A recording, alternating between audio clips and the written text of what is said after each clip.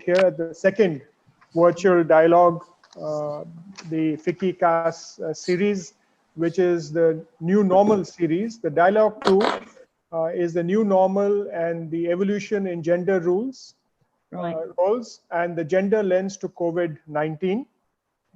FICCI has a long-standing institutional partnership with the Konrad Adenauer Foundation across verticals.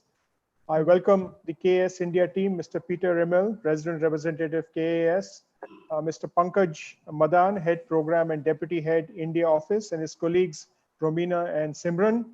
And from the FICCI side, Manish, we have Sushma, Daulata, Sukhanya, and Sonali. So they have really partnered to enable this new normal series, which is our endeavor to stay connected and keep the dialogue alive during these unprecedented times. Nice to see you. The global pandemic has created an indelible impact on all aspects of societal living and productivity. I'm really delighted to welcome the distinguished panel of speakers who are well known to all of you as leaders in the respective domains and thought leaders in their own rights. Our chair for today is Dr. Josna Suri, past president FICCI and co-chair FICCI Forum of Parliamentarians Council, and the chairperson and managing director of the Lalit Suri Hospitality Group. Thank you, Dr. Suri, for your leadership. We also have from Mauritius, Ambassador Nomvio Lokwe. Oh, good morning. Good morning. Am I muted? Good morning. Good morning. No, we can hear you. Good morning. Who has joined us from the IORA Secretariat in Mauritius. Right. We will be joined by Ms. Meenakshi Lekhi, Honorable Member of Parliament. We have with us Ambassador Lakshmi Puri, former Assistant Secretary General of the United Nations and the former Deputy Executive Director of UN Women. But we heard just before the informal chat was going on that she had an important role to actually play in the formation of IORA as well. It's a delight to welcome Ms. Harjinder Kaur Talwar, President FICCI Flow and Managing Director and Chief Executive Officer of Comvision India Private Limited. Ms. Nishta Satyam, Deputy Representative UN Women India. Professor Anupama Roy, Professor Center for Political Studies, School of Social Sciences, Jawaharlal Nehru University. Professor Ashwani Deshpande, Professor of Economics at Ashoka University. Professor Lekha Chakravarti, Professor, National Institute for Public Finance and Policy. Dr. Anu Sri Sinha, Senior Fellow, National Council for Applied Economic Research. And to moderate today's session, we are delighted to have Ms.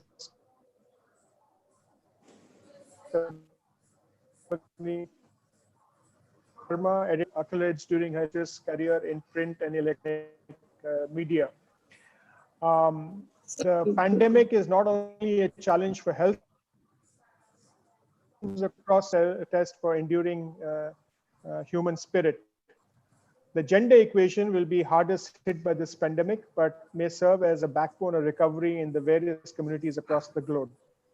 I don't want to actually give any more introduction into this session, but I just wanted to welcome each one of you and thank you for joining.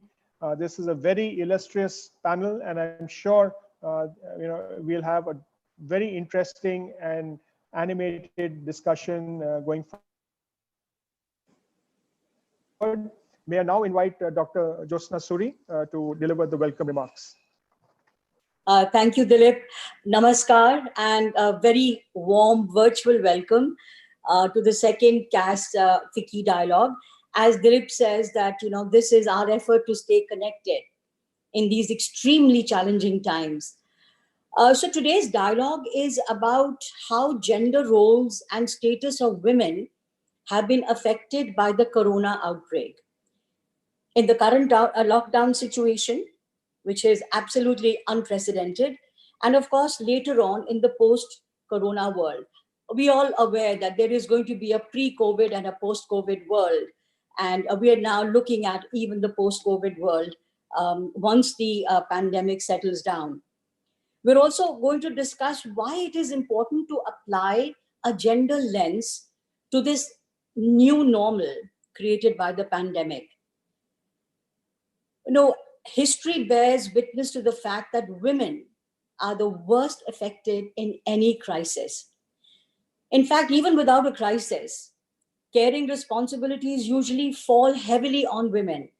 And now, with the closure of schools and workplaces, their unpaid workload is already heavily increased. However, the most disturbing thing that has come out is a huge rise in domestic violence against women in these times of social isolation.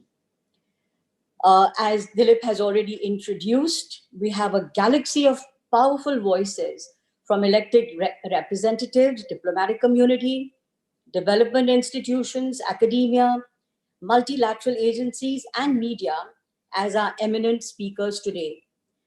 I thank each one of you for joining us, and I look forward to hearing from you, as do all the other participants who have tuned in with us today. A special thanks to all our participants for staying connected with us. It is the support and interest that you have in these virtual dialogues that is keeping us motivated. I'm going to now hand over to Kadambari Sharma to carry forward the dialogue. Thank you.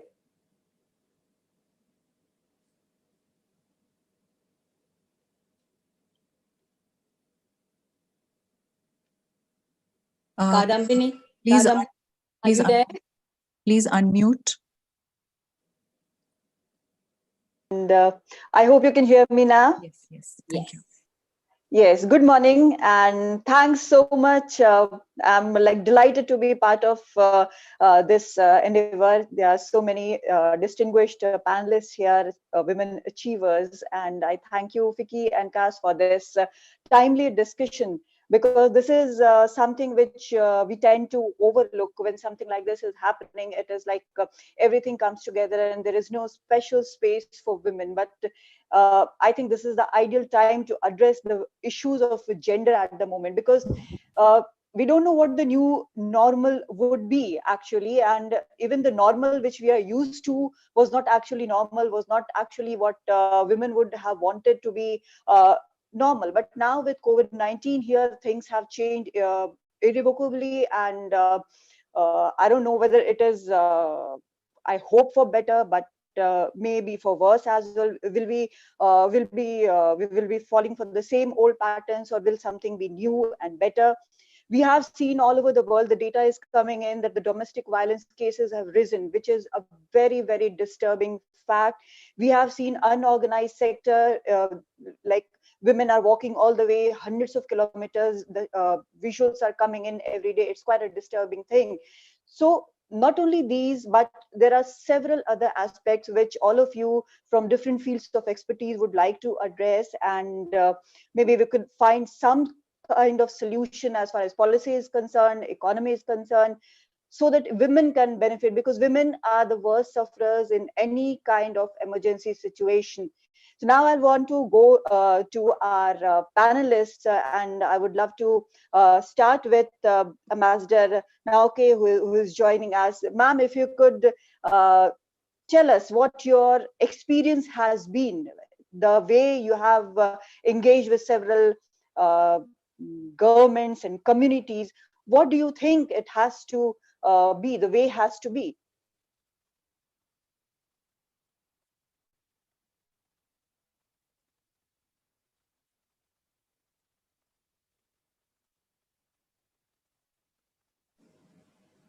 Please unmute. Yeah. Okay, that's for me. Yes, right. That's my cue. I just want to, acknowledge all the esteemed, panelists here today. In fact, if I go into this long list, I will eat into my time. But I think, let me say, all protocols observed. And thank you, Madam Program Director. And I thank the fact that, let me also firstly thank on behalf of IORA and commend FICCI as well as KAS for this initiative, because as you say, we need to be connected and also make sure that, the voices of the women, the silent voices, come in full. So in fact, in terms of the impacts of COVID-19, it will be deep and long lasting globally. as you can see, and we will all be affected disproportionately. And of course, worst of all, will be women and girls. The Indian Ocean Association represents one of the world's most diverse and dynamic community, comprising of 22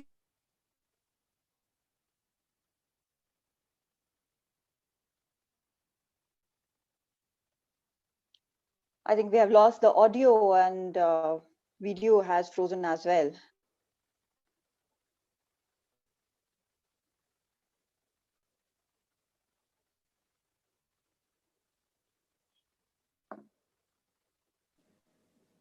Sushma, can you reach out to her? Yes, ma'am. Just doing that, and I think Rajkumar is doing some resetting. Okay. So to be able to get her back on. We'll just wait for a moment for her to Yes. come back. Yes. I think so. Yeah.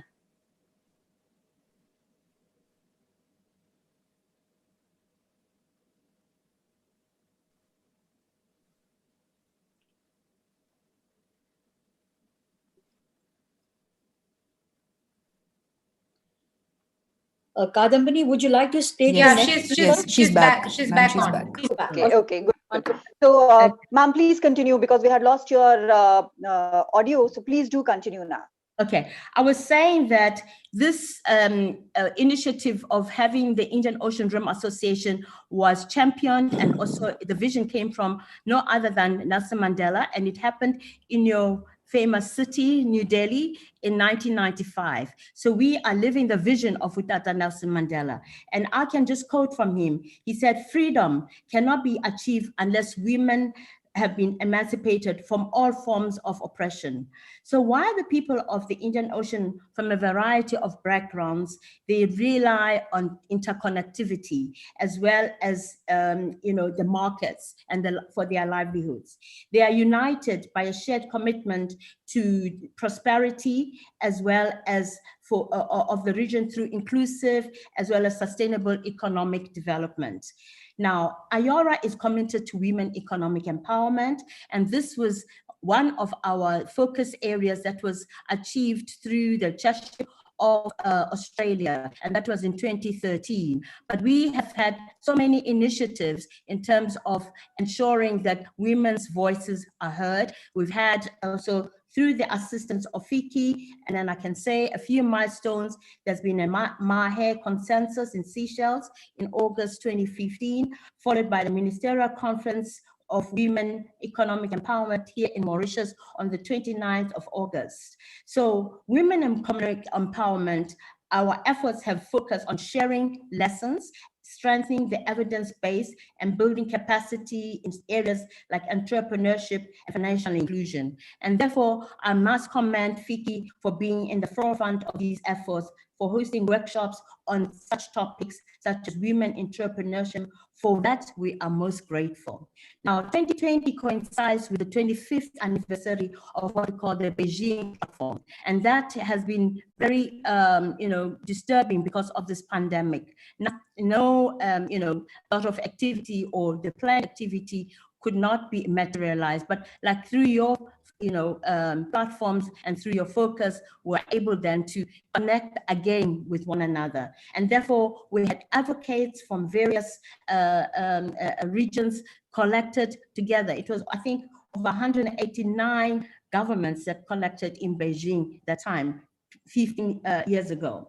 So let me then down to the the issues of that. Now with the COVID, the discrimination on women is persisting, and many countries are slowly even backtracking on the key gender issues. Therefore, it is believed the experts that COVID-19 pandemic could set women back a couple of decades. So preliminary figures show that women and men are being infected by COVID-19 in roughly equal numbers, but the mortality rate is more in men. Now, I had to look and just check what are the reasons, and I think the experts here will also say why it is so. But of course, if you look at the sex-based immunology, women are do not smoke much as men. So definitely men have that problem. And we've seen that the deaths are mainly from people who smoke, diabetes and hypertension. Now, another factor that I thought was very interesting is that women, we have the double X. So it terms that it looks like it's magnified in ourselves. So definitely in terms of that, the impact of COVID is quite different in us. So in terms of that, the health part of it, I'm just using my medical hat here, that, this has been the issue. Now, as you know, women mostly are all engaged in formally, and especially now, they are low paid, as well as have insecure job security. So therefore, this is also impacting on their health. So in terms of professional essential workers at the front lines, you see a lot of women in the forefront, as well as in responding and risking their health as well in terms of all these things. So in terms of the immediate relief efforts, which we had, will never be the same before COVID. So therefore, we have to look at new initiatives. And I'm hoping that the presenters here today will also help us and assist us in coming to, more, areas where we can also empower women once more. So in terms of, critical contribution to address the outbreak everywhere, scientists are part of also women in the front line. And we've seen that in a lot of these areas, most of them are impacted negatively, some of them because they don't have personal protective clothing and all the issues that go with it. So those are the issues that we need to be delving with. How do we help and assist these women in terms of this, pandemic? And then I can also say nearly 60% of women around the world work in informal economy. And you're seeing, with low wages, less savings or safety nets. So the global markets crash is going to impact terribly on them as well. Now, in terms of the economic downturn caused by this current COVID, the outbreak has substantial implications for gender equality, both during the downturn and the subsequent recovery. The economic stress on families and is worse for the children as well. So COVID-19 profoundly has different outcomes for men and women, and not just in terms of their health, but for that virus, as we say, does not discriminate. We've seen that, in many areas, there were bus drivers as well as prime ministers were affected. So in those instances, we need to just check how do we empower those who are less, because in our era, we have a lot of women who have, because we have what we call the least developed countries. And definitely we are seeing, we have Yemen, Somalia, just to name a few, who are impacted negatively, and we need to have and assist. And I think I can thank FICCI in our last year in December in Kerala. They then, conducted a capacity building workshop, and that was very useful. And we thought this year we'll be going to Somalia to assist, but now with this COVID, no planes can be flying there. Now, now to go to the what I wanted to say, that we need to be more proactive in terms of how this initiative is also helping us to be more proactive in terms of coming to solutions. So we have to then also look at capacity building programs. I don't know how many of our women can get access to the internet. We'll have to have, ways that will be, very innovative in terms of reaching out to those women who do not have. Because as you know that now with the lockdown, we are not able to move or do anything. But I think this meeting will be able to address those issues. Right. Thanks so much, Ma'am Ambassador. And you have summed it up, what exactly is happening everywhere. The discrimination, the unorganized sector in which women are mostly engaged, But the most important part, I think, is sharing of lessons which you have outlined, and how it has to be shared so that governments who are backtracking on their commitment for women uh, should not actually be doing it. Discrimination has to stop in these times, especially. I would want to go to our next speaker, Honorable Member of Parliament, Meenakshi Lekhi. Ma'am, I have seen you. You are a very forceful speaker. I have seen you speaking in Parliament. I have seen you arguing in front of judges in Supreme Court. The policies which we have been trying to bring about for women in India, in organized, unorganized, both the sectors, and to reach the last woman in this country, are they going to be impacted by what is happening? Because we are already seeing the distress in men and women. Women are much more distressed, as we see, because they are losing jobs, especially in our unorganized sectors. There might also be discrimination in the jobs which are handed out, because already some the sectors say that women take time off for having children or other stuff. So the discrimination is already there. The government is fighting. Do you think a new innovative way has to be looked at so that this does not happen in India or elsewhere? Morning, everyone. I just feel that Government of India till now has been following a pro-women approach in their policy and also in recruitments.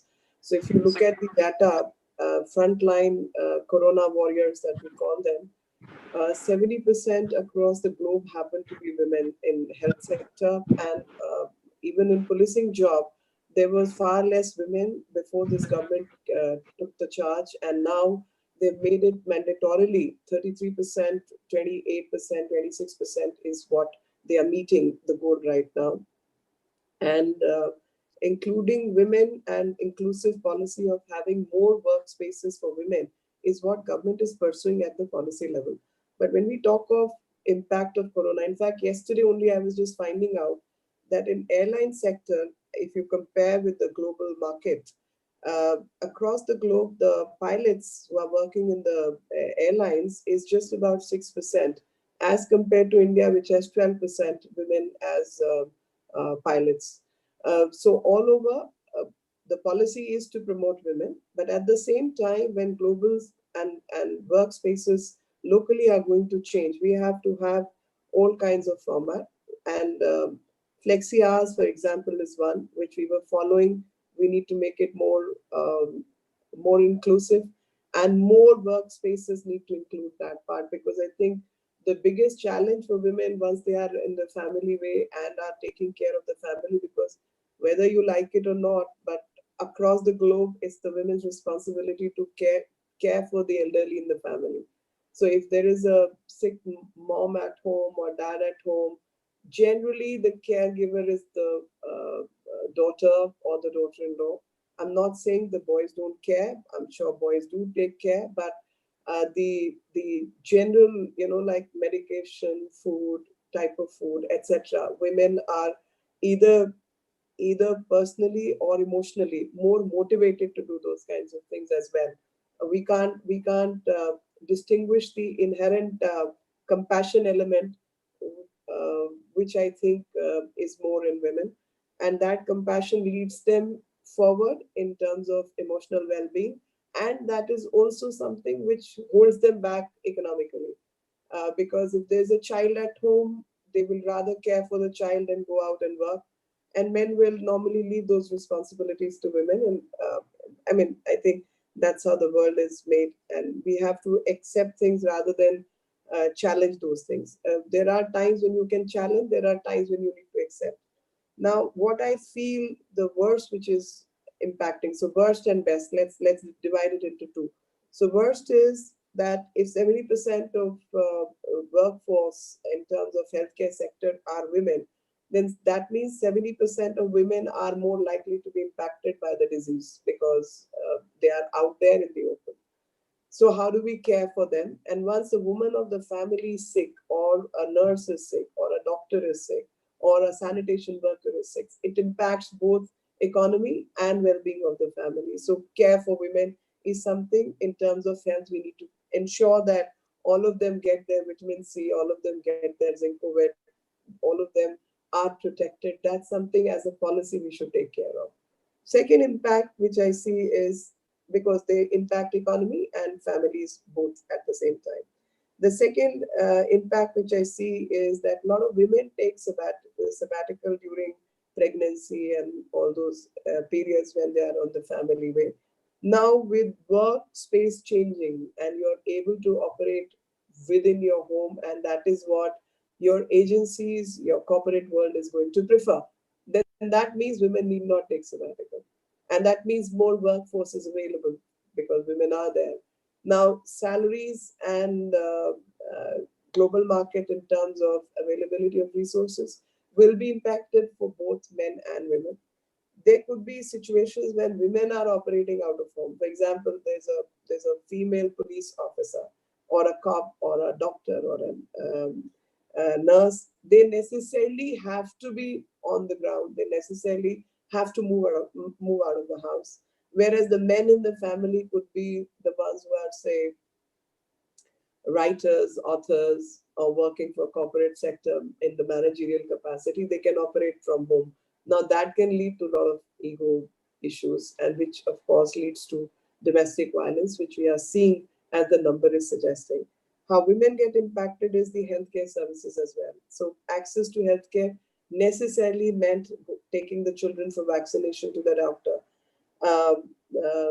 Reproductive healthcare also, you have medications and others to take care of, consulting a gynecologist or off and on, taking care of other health initiatives. And I'm sure all that gets disparaged because you're not able to contact the doctors and you're not able to show the symptoms. So I think online availability of doctor, like in my own constituency, I've done this doc OPD. We've started a initiative where 500 doctors are available online, and those online practices need to be encouraged. Making women more tech savvy is another impact. I mean, women who are on the panel and who are listening to this particular conversation are all tech savvy, but there's a greater section of women which have no the worst kind of phones in the family go to women. So their access to internet facility, etc., gets impaired and impacted. So I think we need to alter that they get better phones where they can be connected and they have better technological know-how how to deal with it, because their needs and necessities are such that they could be in touch with the school teacher, they could be in touch with the tutor, they could be in touch with the caretaker, they could be in touch with the grocer. So they need better internet connectivity. And when you see the data, I think women in tech services, not on hardware, but in software and managing this are higher in number. So more women manage these services. So per se, women do not have a problem with technology. I think access to technology in terms of economy impairs their capacity. So we need to make those things available more. Their own health, women are the last ones to eat in the family and women are the last ones to take care of themselves. So I think their own health is another aspect which needs to be taken care of. And all the A&M ASHA workers who are giving such good services in times of pandemic before this, and we've seen how Prime Minister initiated a program with them right from Ladakh to Kanyakumari. I think state governments need to come forward for all the tamasha that they do. I'm sorry for my language, but the reality is when central government made the increment of their stipend to double or more than double, states have not done so. So I think at a policy level, we need to push that, because there are very, very important branch of healthcare services. And now that is what you're going to need, because whether it's training children, it's training people generally on health, hygiene, and other impact. These services are very, very important, which nobody took care of and nobody ever understood. And again, this will be a workforce which will get more exposed in coming days to pandemic. And since they themselves will get exposed, their own health to begin with, vitamin C, zinc, COVID, etc., need to be provided. And then they are the ones who have to carry out the services of even protection officer, teaching men how not to be violent with their own wives at home and children at home. and they will be a cohesive workforce. So I guess in terms of employment, not just women, but men are going to be impacted as well. Economy will take a slump and then take a revival, and we will do well. And since you all are industry unit, FICCI represents the industry unit. I must say services are just one aspect. India needs to focus on manufacturing until and unless we work towards making India successful, observing work spaces in terms of offices which have compartments which are high walled, because open work area is again going to go for a toss now, because open spaces which had easy access will not be available. Sanitization, sanitary staff, common toilets, toilet papers, sanitizers. I think all these areas we had to improve upon, but this has forced us to improve upon, and we will all require greater quality of sanitation and sanitization. So I think in pandemic, a few positive things are happening. I welcome that, because for me to stop people from spitting was such a big deal. I couldn't stop people, but now everybody's learned not to spit. So few good things that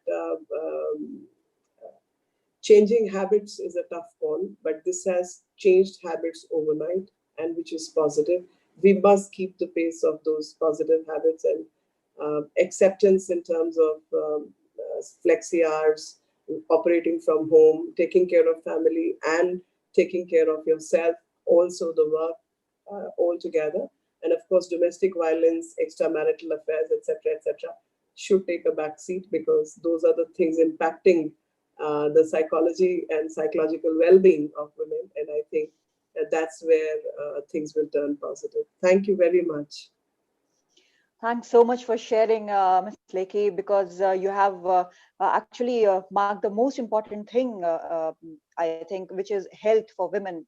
Usually takes a backseat, and this pandemic has shown that actually it can happen, even it can go even worse. But that is one place where the governments will have to work harder. Maybe industry also can give a helping hand.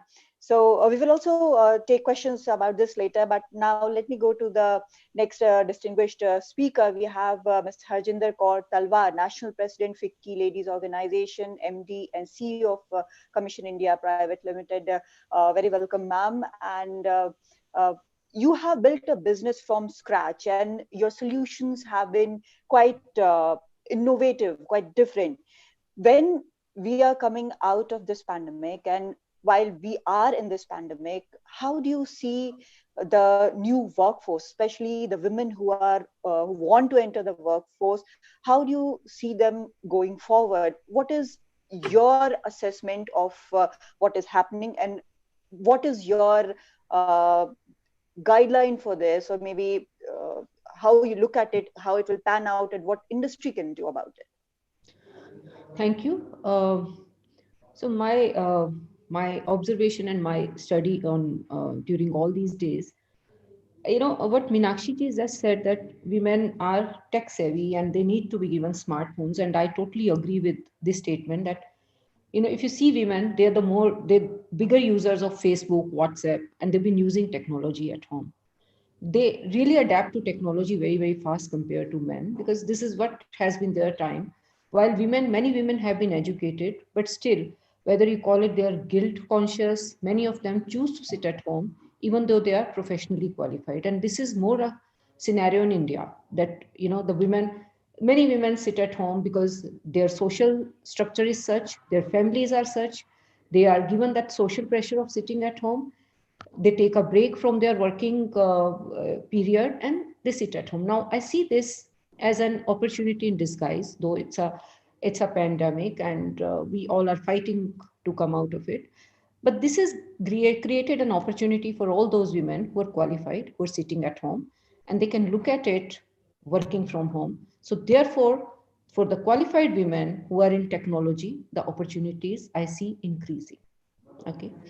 Now, when the opportunities increase, and definitely, even if you look at government and you look at companies, they are struggling now how to pay to their employees. including companies like us, that what is the way that we can pay to our employees, how do we parameterize, how do we find out how much work they've done. It can be very well a performance-based payment, which the women are very good at. And once they sit and dedicate themselves to a work, they really perform well. That's my first observation. And that's my first analysis, that how this whole thing will yield after the pandemic we take control on the pandemic. My second observation and second appeal is that government has taken out many initiatives, including, they said 10% working capital will be given to MSME across the board. Fine. I mean, we thank government for that. But I think what we must all do, and what government should do, is probably let's see the utilization and the report from banks, how much they've really achieved this target. At this time, whether it's a man or a woman, working capital is a real requirement. Sitting here, it's a very catch-22 situation for a business person. When we go to banks, they'll say that the business is going to come down, so therefore why do you need money? The collaterals you've given, they're going to be low in prices. The real estate is going to be dipped. So it's a very difficult situation even for entrepreneurs. I really can't say today whether the business will come down or business will grow after the pandemic is over. But I definitely can say that the only way forward for the women folk and for India or for any country is to transit from employment to self-employment. All right, because as you see, since I belong to an IT industry, I can see that many IT industries are saying that we will start working from home, because that's a easier way for IT industry now to work. They save money on leasing the places and the real estate that they're taking. The people can work from home because that's a new norm. IT can monitor the work which is being done by the employees. So the new norm will be, employment to self-employment, apart from IT companies which are there. It's very interesting, that we started when, as president of Law, I started finding out from all over India that who are the women who are sitting at grassroots level, and they are the sole earners of their family. There's some woman who is having only a sewing machine and sitting on the roadside, and she is doing the stitching, and she's the one person who is earning for her family. Let's collect these data. So we had some 2 months of drive, which we did, and we collected some 1,200 women data. And we were pleasantly surprised to see that these women were not only working outside their home, they were collecting the money, and they were earning the money for their family, and they're working at home also. Now, once we collected data of these women, we collected their Aadhaar number, we collected their picture, so that we can showcase that the data is very genuine. Can we convert these women into small scale industrialists now? That's a new norm, because Make in India is the perfect way. And that's a very beautiful initiative that the government has taken. I can't really forecast whether industry will come down or industry will go up. But the only initiative left with us is, with employment opportunities going down, so many employees coming out in the market, is please get into Make in India and start making small scale business people, whether it's a man or woman. I'm particularly saying this about men because I represent the Women Chamber of Commerce. So my suggestion would be that should be given more push. Seeing this, we also, we created a small fund even in Flow this year, which we named as MSME Fund. So the idea was that let's create a Flow MSME Fund. It's very interesting what we did this year, because we have our annual session at this point in time, where we spend some money on annual session and we sort of celebrate, we showcase our year's long work. But this year, since all was happening virtually, I spoke to all the chairpersons pan India, and I said, will you please pool in your fund to this MSME fund that we're creating, and we'll only focus this fund onto a very small scale businesswoman or these roadside women data that we'd collected, who has the qualification, who has the willpower to do something, but she doesn't have the way and means to expand further. So we collected this fund and created a Flow MSME fund, and funds like this could probably help these women and these grassroots level women to come out of this pandemic and take their own self-esteem of life. So that's my second thing. Now, I spoke to you about the working capital advantage that government is saying. I think that's very, very important.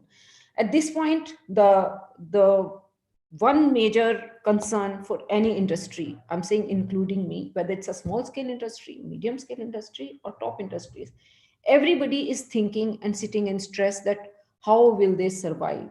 We definitely do not want to be talking about cutting the salaries or cutting down the employment. But then if this working capital fund is coming, and I do agree that government also is going through a difficult situation, their revenues are dipping, their earnings are dipping. But if you're talking about this working capital, the banks have to be in practical sensitized about it.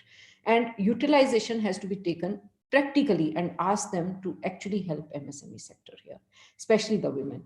So that's my my analysis, and that's my submission on this subject about women workforce.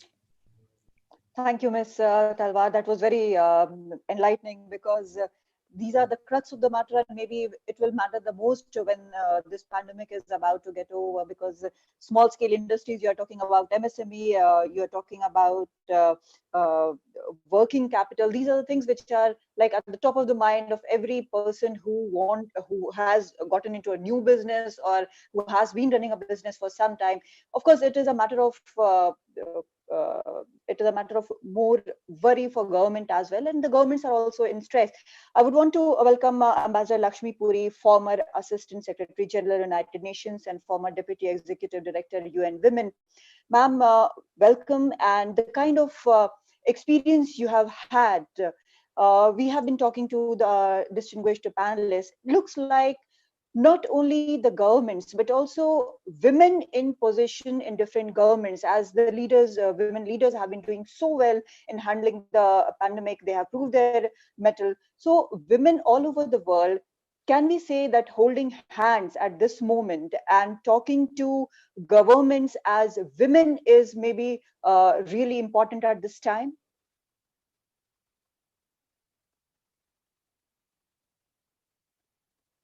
Unmute yourself, Lakshmi ji. Yes, Unmute yourself. Can you hear me now? Yes. Yeah? Yes. Yes.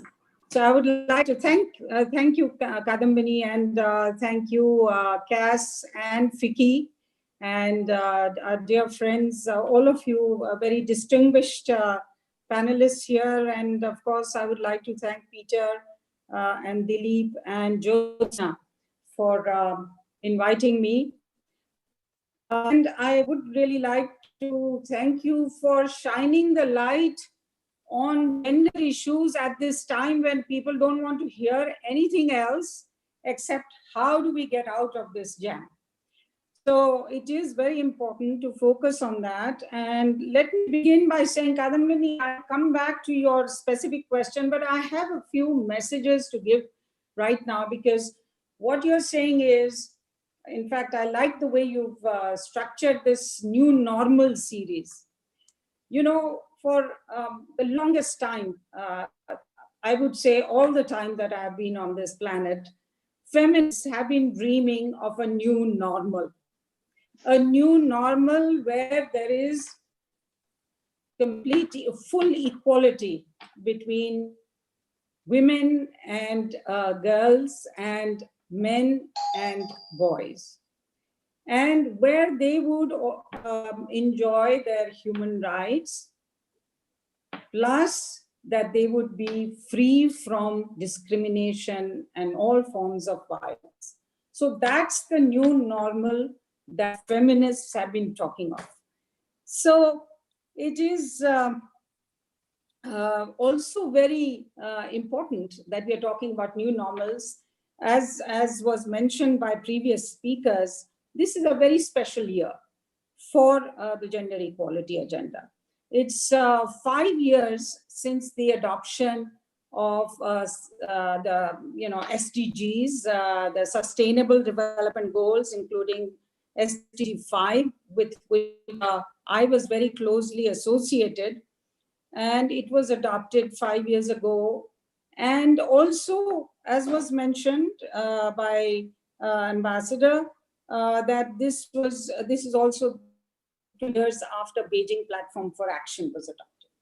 So this is a time when we actually take stock about where we are in creating this new normal of gender equality and women's empowerment.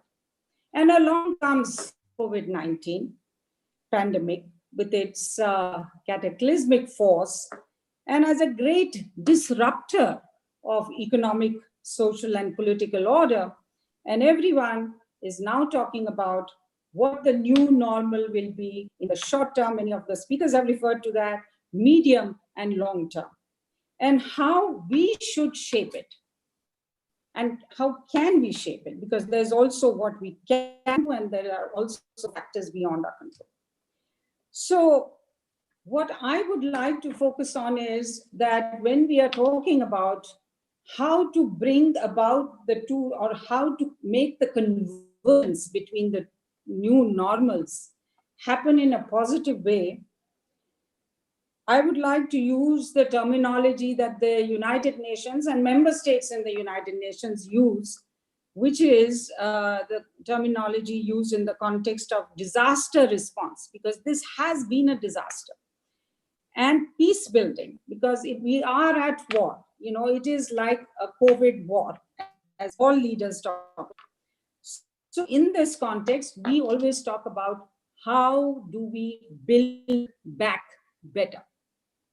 So this is about building better, both for gender equality and women's empowerment, and also for the economy, polity, society as a whole. So this is something that I would like to write up there.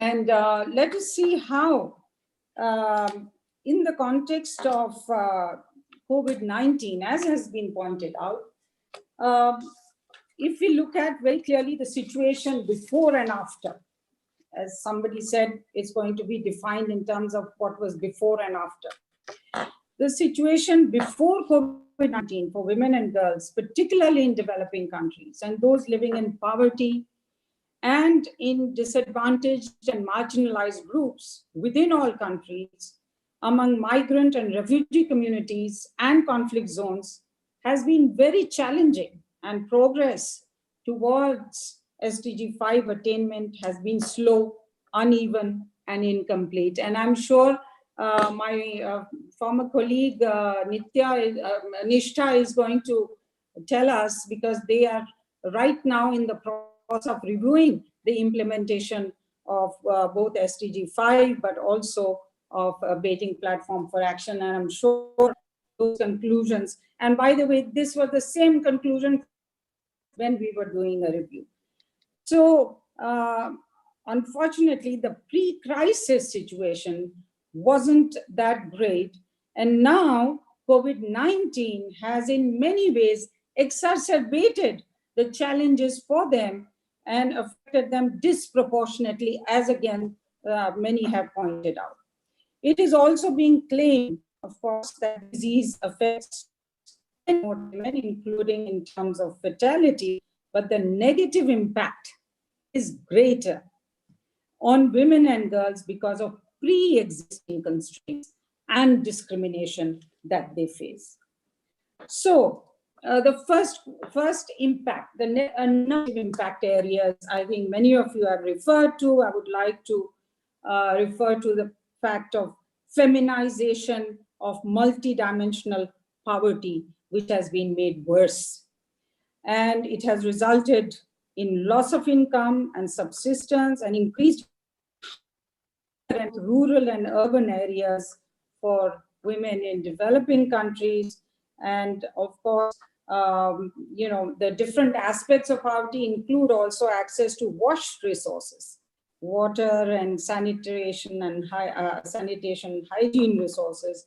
These have been further stretched.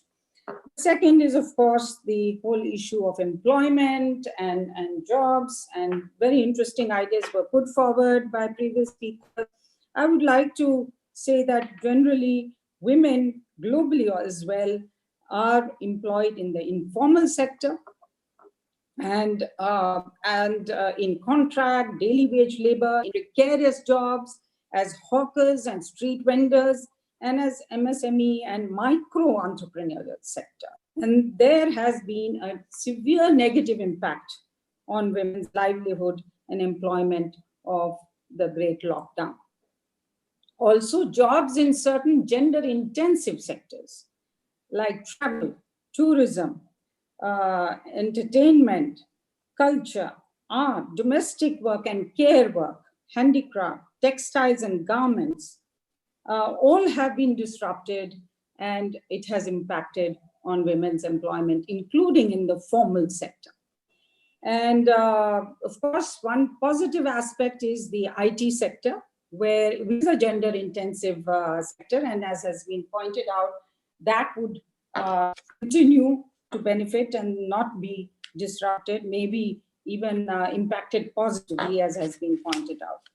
Now, the whole issue of mobility, the future of mobility, the future of work. These are the two issues of the new normal in the post-COVID world that we are now grappling with. And I'm sure they will have it will have its implications for women whose mobility, in any case, before the crisis, faced many challenges, including safety, accessibility to places of work and education. So these are some aspects that will need to be addressed. Also, the issue of, the whole context of the special matrix of how you live, how you work, how you connect with each other, all of that is going to be realigned. And we need to make sure that gender equality issues and women's empowerment issues are right there when we are reimagining the special issues in the context of our economy and society in the new normal. The other issue that, first, the habits, how they live, how women, and particularly in settlements, in slums, there has been tremendous stress on women, their own resources, but also their unpaid care work has gone up several times. Of course, the bright side of this could be, and there are many jokes going around in the WhatsApp about how men are now having to chip in and do the burden sharing of unpaid care work, and maybe new habits will be formed, which is what is very important. And Meenakshi ji, I would hope much that we change old habits, even in terms of caring for family members, child care, elderly care, people who are unwell, their care must be shared equally, in families.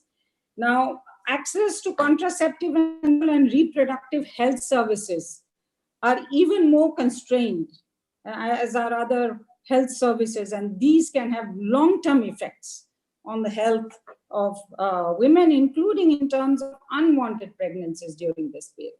So violence against women, all of you have referred to that, and it has been, we have, again, another ironic coincidence. We have always referred to violence against women as a global pandemic.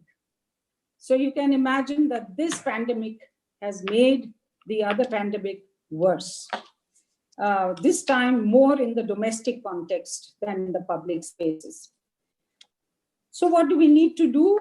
I think many of you have mentioned what are the areas of what I would call empowering and transformative transition for men and girls into the new normal of COVID-19. So one is the mitigation efforts. What are the mitigation efforts that governments are undertaking in the short run? And what is the relief, outreach, and resilience building efforts that are being made? And one concept that I would like very much to be reflected in everything that is done in government, by civil society, by industry, is this concept of gender responsive relief, resilience building, and also stimulus packages, and activation of social protection measures. And Meenakshi ji referred to some of that, and it's not only in the case of India, but I think all, particularly developing countries, face these very major challenges. And we need to have a gender responsive relief, resilience building, and social protection, and also stimulus packages that governments are putting forward. What does that mean? It means that you must target women specifically to support them. It also means that you must make sure that what you are taking as a general measure positively helps them as well. So there are two dimensions of the gender responsiveness. One aspect which I'm worried about very quickly, I would like to refer to, is education, and how this should not be, how this crisis should not further increase the education gender gap. In fact, it should enable a big leap to be taken in terms of education gap being bridged between boys and girls, and men and women. And I think the resources will have to be provided, particularly for the poor, for them to access the IT resources that will enable them to have access to education through these kind of disruptions. But maybe in future, that's the future of and universal education, especially education for women. Just 3 points that I'd like to make, if I please give me this opportunity. I think a number of you mentioned this whole issue of India, Make in India, manufacturing, services and technology hub, and also the concept of endogenous supply chains being built up. And I think putting women entrepreneurs, scientists, technologists, managers, and service providers at the center of this Make in India is a very, very important project that we must push for. And we must use gender responsive government procurement practices and policies to support that. This is something that, we in UN Women had been, I'm still saying we in UN Women, I can't get that out of me. So that is something that we have been proposing, and it should be taken very seriously by governments, and that will help make women be part of gender responsive institutions, making gender responsive financial investments, fostering women resource and skills development, and voice participation, leadership, and governance at all levels. And now you have also referred to the third part that I wanted to mention, is that in terms of coordination, response planning, and decision-making in governance structures, now and in the future, women have a very important role and should have an important role to play as caregivers at home, community leaders. And this is really important because community leaders, engagers, women engaging communities and mobilizers. I think that's a very, and risk communicators. We have learned from our Ebola experience, for example, that, risk communication is an art in itself, and women are very good at that. And women organizers, all of these must be repurposed for the COVID war, and are playing and should play an important role. And all of you have referred to COVID warriors and how women predominate that, particularly in the healthcare sector and social care sector. So I agree with all of that was said.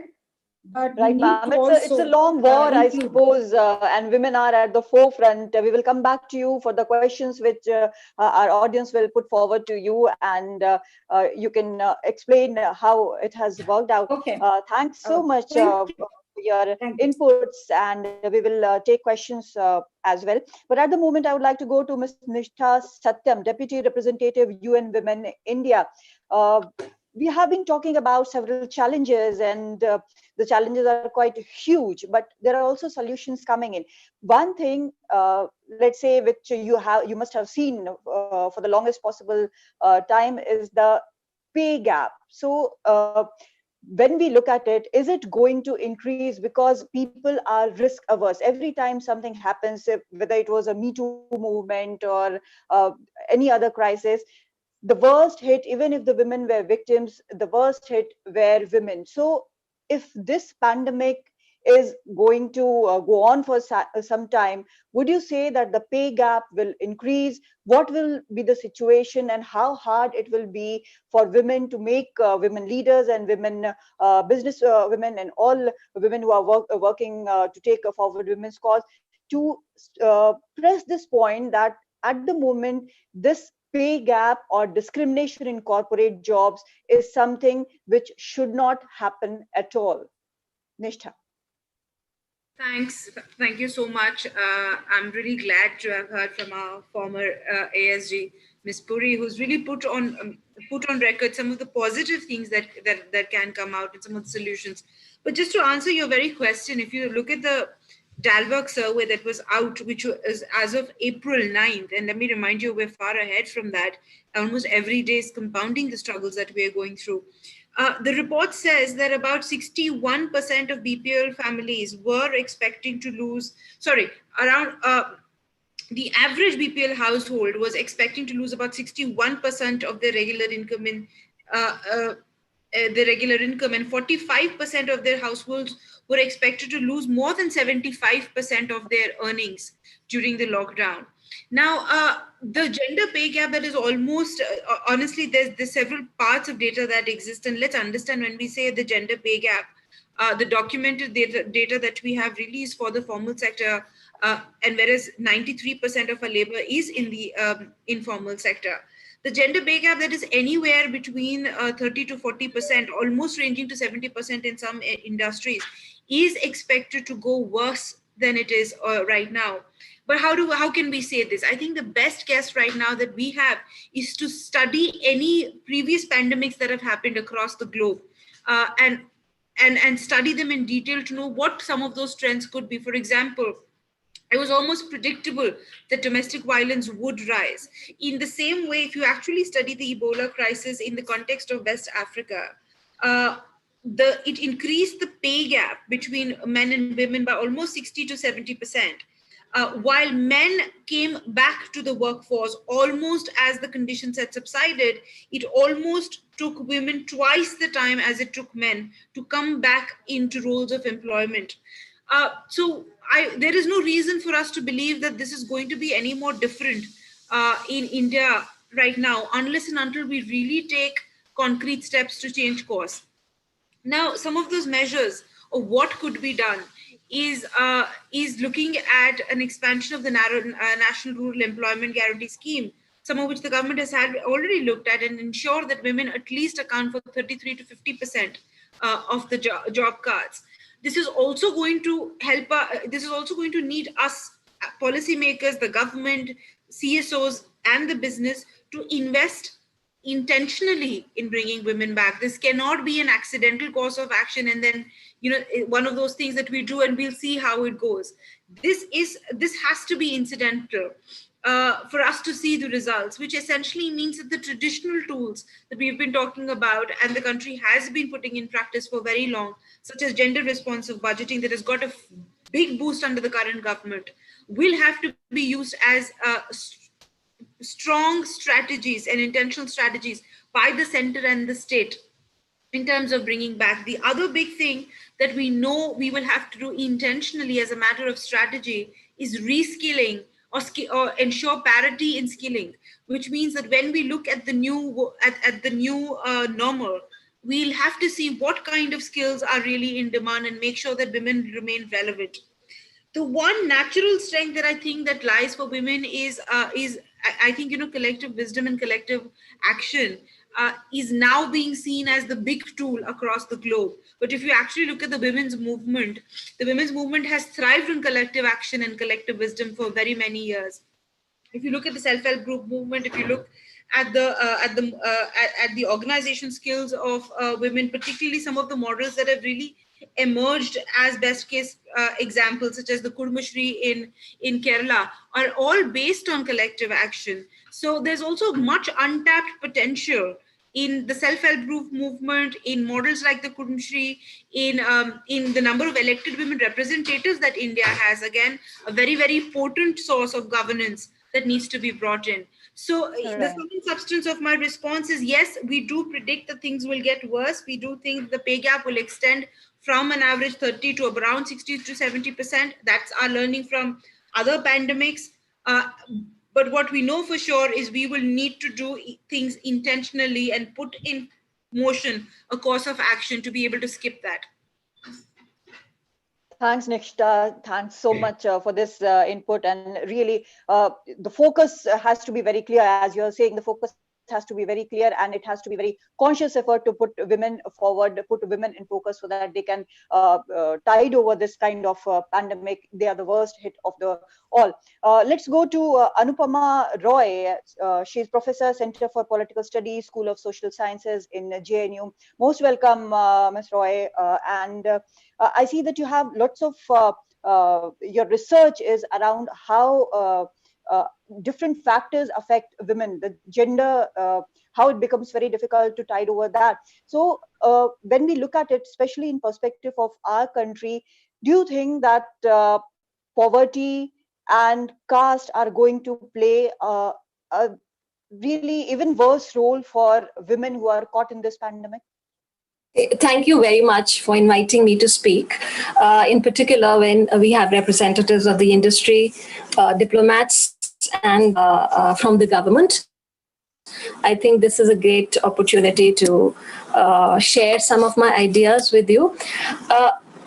One of the things that I'm going to talk about is really to look at the way in which one looks at gender in the context of a pandemic. And when we look at gender normally, it is an analytical category for academics like us, but it's also an experiential category. So when we talk about gender, we talk about gender as something that serves as an organizing principle for society itself, which is experienced differentially. So when you talked about caste would be one of the axes, a primary axis on which gender would be experienced. And this experience would be embedded in the way in which institutions embody questions of gender. So when we talk about the present context, two things that have become almost a mainstay of the war, the so-called war against the pandemic. And the analogy of the war is also a very powerful analogy because in a war, who suffers most?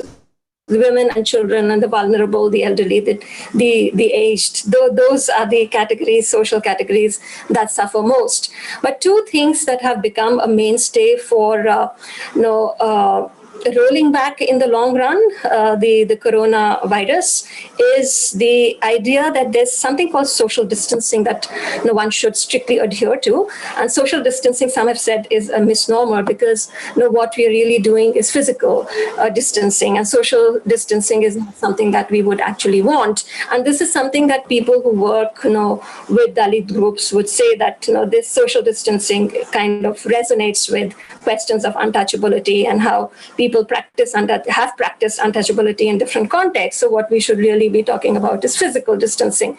But I'll come back to that later. The other important thing is also stay at home and work from home. So these two mantras are seen as important for containing and eventually rolling back in the long run the threat of the virus. But it is exactly these two mantras which prompt me to look at the way in which the gains of the women's movement, and particularly women's women's movement which works with questions of intersectionality in which gender castes become primary concerns. How do these two categories, three categories maybe, the idea of the home, the idea of the world of the work, how we look at work itself, and how do we look at the ideas of the public as a relational space and a social space, how these three categories have perhaps changed in the current context of the pandemic, and how they have actually rolled back some of the gains that the women's movement had made through the 1970s. So, and a lot of speakers have rightly pointed out to the fact that if you look at the healthcare warriors, who are the people at the forefront? People at the forefront are largely women who are at different layers of identification, and screening, going at homes and screening people and whether or not they have the coronavirus. And the ubiquitous figure of the ASHA worker is somewhat at the forefront of this war against corona. And the paradox is perhaps very striking, because the paradox of visibility of those who are at the forefront, perhaps unprotected, by no protection of the union. Mrs. Lekhi referred to the directions of the center about the protections that the ASHA workers should be given, but the lack of protection that is actually available to them at the grassroots level. So the visibility has to be contrasted with the absolute invisibility in terms of the protection that these workers would get at the grassroots.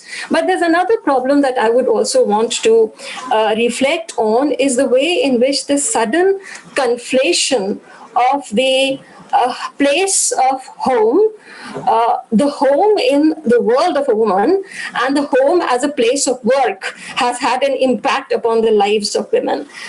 For a long time, through much of the 70s and 80s, the women's movement had sought to bring the domestic into the public domain, to say that issues of justice, the values, constitutional values of justice and equality should apply to the space of the home as well. Now, what has happened with this sudden conflation and invisibilization of the space of the domestic is that the domestic has become a space of almost like an uncontested space of everybody harmonizing their work or trying to harmonize their work in some ways. And some of the issues that the women's movement had brought to the forefront, that the domestic is a space of power, it's not a space of uncoerced consent, it is a space where women would experience violence, has somewhat relegated to the background in the public discourse, except when people start talking about the different women's commissions at the state level, and private call centers, which institutions like the TIS in Bombay have set up, that they are receiving an exponential number of calls of domestic violence. And in the case of Delhi, for example, in the middle of April, actually 25th April, the Delhi police received 2,500 cases of abuse, and a large number of those cases, almost 600 cases, were of domestic violence. So did the Punjab State Women's Commission. So the issue of domestic violence has become extremely important in the domestic space, and particularly because in this space, in the context of the lockdown, people are living with their perpetrators. So this is something we need to keep in mind, and how all of these things keep getting exacerbated in context where vulnerabilities are increased. So if one talks about women who are domestic workers, who have been kept out of their normal spaces of work because of the stringent regulations imposed by the RWAs themselves, and some of these workers are not getting paid. So what does this context of uncertainty and deprivation does to the way in which a woman who is in the domestic work business how does that impact that woman? So those are some of the things that we need to talk about, and the issue of destigmatization of violence, the issue of normalization of cultures of violence. The Boys Locker Club is one example. Right. So how do these things remain visible?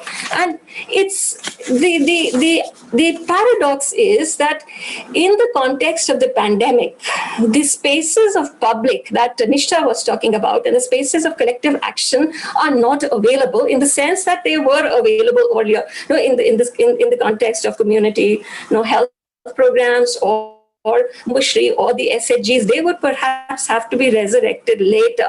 But in the context where the public is absent, so the public is available in the virtual space, how do we address these issues is a concern that we must all be bothered about. A third very important thing that I think we should address, and I'm glad Mrs. Lakhi is here, is the enormous responsibility and expectations that reside with the state and the institutions of the state.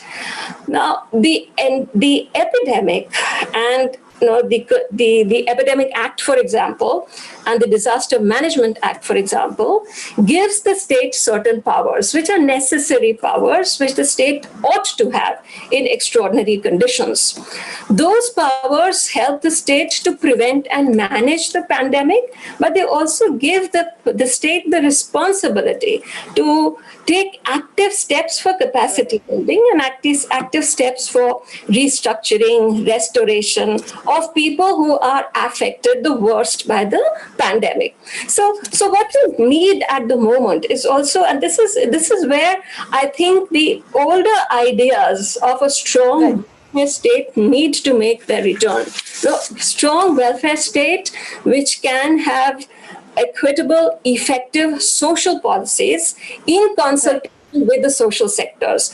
And these social policies need to take into account the various issues that cut across spectrum of class, caste, and gender, but impact the most vulnerable most. So we need to talk about food security, for example. We need to talk about access to public services, for example. We need to talk about the way in which women in the garment sector, for example, would be impacted upon the withdrawal of orders. In West Bengal, for example, the Debenham said that they would buy garments but reduce the acquisition price from $10 to $1. So how does all of that impact people who are at the lowest end of the spectrum? And we need to also be aware of how allocation of resources is made, how are funds being transferred or utilized in terms of where are they being spent. The emergency funds, for example, should not be diverted from issues that are essential for women's health, reproductive.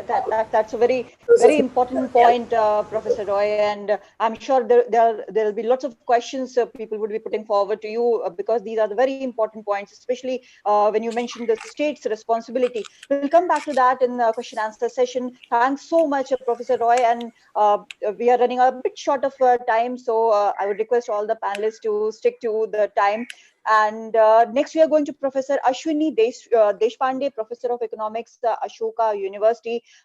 Most welcome, Professor Deshpande. What we are seeing at the moment is how women are working inside homes. And as one of our panelists mentioned, that there are so many WhatsApp forwards where men are showing themselves cooking in kitchen and doing housework, and they're quite proud of it. But we are not seeing the kind of recognition which women should be getting while they're working outside home, inside home, in several times in a situation which is not very conducive to their mental health. Why isn't there any recognition, and how do you think now that post-pandemic we can focus on that, the governments can focus on that?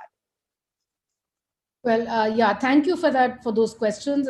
But before I answer them, let me first thank FICCI for organizing this absolutely timely discussion and shining the light on gendered impacts of both the pandemic and the lockdown. I think it's a conversation that definitely needs to be conducted over and over again.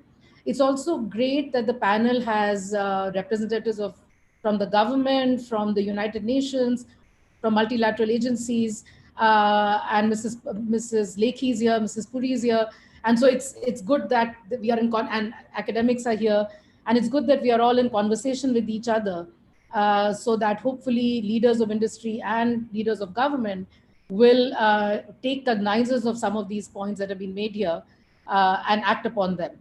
A lot of what one advantage of being scheduled later in the program after so many excellent speakers is that a lot of what I wanted to say has already been said. So I endorse all the points that have been made earlier. I just want to focus on a couple of points, and I'm going to come to the housework part in a minute. But the point about female representation on the front lines in terms of work has been made. Now, in India, for example, all the Anganwadi workers and Asha workers are women, which at one level is great in the sense that women are getting, government paid jobs in rural areas. That's the bright side of it. But today, in the situation of the pandemic, that also makes them more vulnerable, both to catching the infection and also, as we have been seeing, as they've been going around conducting their health surveys, there have been instances, very disturbing instances of attacks on them by families who are refusing to let them in for just doing their job. Yesterday there was this horrific video of a woman, Asha worker in Haryana, whose 16-year-old daughter was attacked. So I think that it's time to, first of all, recognize that they are, calling them brave warriors is one thing, but actually recognizing the value of their work is quite something else. They are poorly paid. We don't recognize the value of their labor. And today they are doing absolutely vital service in our fight against the pandemic.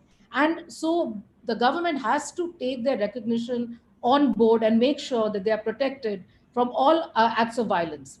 Nurses who have been working in hospitals where there have been cases, for days on end, they don't see their families. When they go back home, they're often stigmatized by their neighbors because they were in contact with a COVID patient. And there have been attacks on the nurses who have gone back home after serving long hours in hospitals.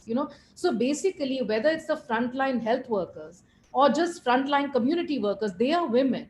And A, they are facing an acute shortage of protective gear, and B, they are underpaid. C, they are being discriminated because they are repeatedly coming in contact with COVID patients. So these are three actionable points on which I think that the government can act immediately. The government has the power to take concrete steps against these three. So these are the 3 points I would like to make about the frontline workers. Coming to your point about domestic work and about the unrecognized value of domestic work, it's always been a problem. And I think today we are realizing, as men are at home and staying at home, they're suddenly realizing how much work there is that women do in addition to working outside the home. So many women work, combine out of the housework, inside the housework, and taking care of children and taking care of the elderly, etc.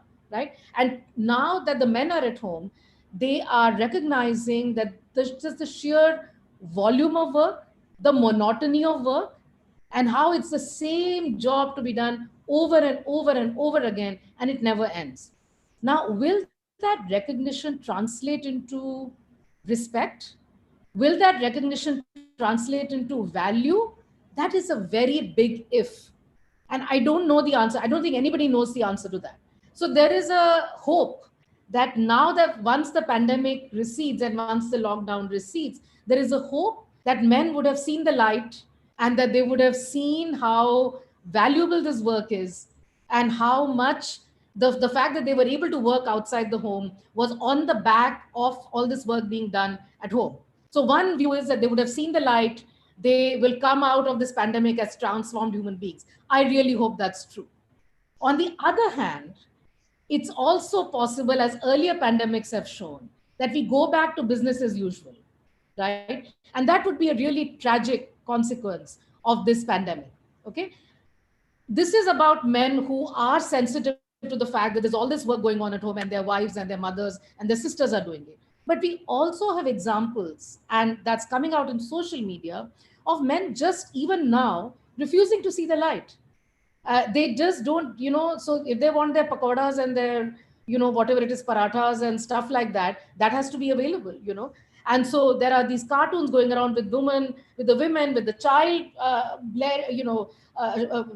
crying, and the computers open because office is sending emails, and all of that. And then she's frying pakoras because the husband in the evening wants, chai with pakoras, right? And so there is that entire section of our population who just still don't get it, And again, it's an open question about whether that's going to change or not. But I think that we need to make repeatedly the point about the unequal sharing of domestic chores.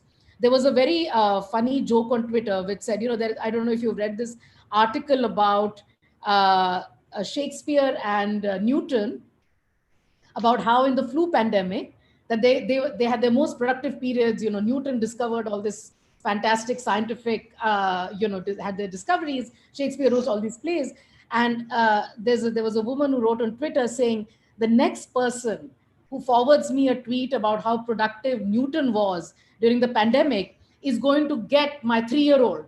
I'm going to shift my 3-year-old to this person, and then I want to see how productive you were during the pandemic. So I think when we valorize productivity, as productivity is great. Newton and Shakespeare were outstanding, amazing, and we wouldn't be today where we are had it not been for their productive contributions. But we have to recognize that for productive contributions to see the light of day, there is unproductive, quote unquote, unproductive work going on in the background, which enables all these productive contributions, right? And this is, of course, the domestic sphere. But I think that the way our industry leaders and our government leaders, the way you speak about things, when people keep silent, that is also as powerful as speaking. So when there are atrocious attacks on women, on lower castes, on Muslims, and we choose to keep silent, what we are signaling is that we don't respect certain parts of our population.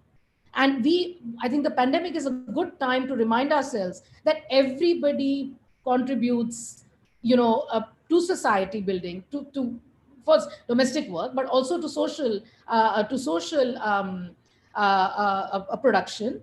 And so we need respect, I think, is the bottom line.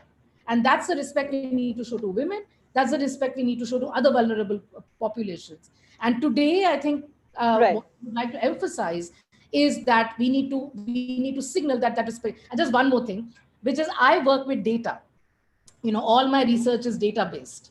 And I think that I've made this point repeatedly about the opening up the data archive and respecting scientific and research opinion, where we can make use of the data and produce facts that will enable policy building. So I think this is a good time for governments and researchers to come face to face, to interact, and productively, creatively think of what solutions will work and what won't. So I think I would like to make a case for opening up the data archive so that we can monitor the situation on a day-to-day basis, because there's a lot of uncertainty. Things change every single day, and we need to monitor. That's a great suggestion. I would say that's a great suggestion. Thanks so much, Professor Deshpande. That's a great suggestion, and I'm sure that Ms. Lekhi is with us, and she'll keep that in mind. And also the questions which will come, which will be addressed to you. Maybe you can add some more in that. So our next speaker is Professor Lekha Chakrabarti. She is in National Institute of Public Finance and Policy. Lekha, if you can hear me, there are some brilliant suggestions which have come from our panelists, and what I have been thinking throughout this, that there has to be a focus which all the women who have been there, who have experienced everything, they have to put it forward, and the government has to take note of it. But the most important part, I suppose, is to take gender concerns into account in program design and implementation, which should be the focus maybe at the moment. Absolutely. Thank you for that question, Kadambari. And before I speak, thank you so much, FICCI, for having me for these important deliberations. And I really enjoyed the talks, the points put forward by the speakers before me. So like Ashwini told, that many of the things were preempted by the speakers before. But your question, how we can integrate that gender lens into the public policy responses or the COVID public policy responses, that exactly is the point. And we came up with a fiscal response, we came up with a monetary response. But the question is whether the gender lens was quite powerful in those monetary policy responses and the fiscal policy responses we already put forward. This is an important question. So when I analyze this, I could see that two programs in the fiscal policy response which were directly gender related, but it was a continuity. It is not a change or a new announcement, but it is quite significant that the energy infrastructure or in the energy policies, the way we applied the gender lens and that announcement by the finance minister, I particularly value. Because here, when you are in the stay home and when you are in the lockdown era, the question is, just because you're preparing food for your children and because of the indoor air pollution, you should not be, pulling into the respiratory diseases. Or if you look at the mortality rates or the morbidity rates, you can see that the more women and children are vulnerable to the respiratory related diseases than, water related or malaria or anything. So this policy response by the government, I particularly value. And second policy response by the government was related to the basic income transfers. But I think we need to scale up a bit because 500, as Ashwini rightly pointed out, when we look at the care economy and when we respond to the policy questions, maybe that 500 rupees, maybe we can scale up in the second round of the fiscal policy response to the COVID. Maybe this is one question we can think about, that how we can strengthen the basic income transfers for women in the care economy sector, because we are getting an opportunity in the crisis, because so far what we have dealt with in the policy realm is how we can increase our GDP, how we can increase our economic growth. But this is basically what we are talking about, a human tragedy. So here it's both about the public health crisis as well as a macroeconomic crisis. And here the gender lens is double powerful. So we are getting a new opportunity to respond and to that new normal, and that can be quite transformative if we can take this policy space in arguing with the policymakers, both the fiscal and monetary policy makers, to strengthen the gender lens. So we should not miss that opportunity right now, because everything is in terms of the revival of economic growth, whether that is V-shaped or L-shaped. But I think what we are doing today in this predictive morning and this kind of feedback should get into the government, policy responses to COVID to strengthen the gender lens. And that's quite relevant because the unit of analysis here, when our country responded to the crisis as lockdown, the unit of analysis is quietly intra-household.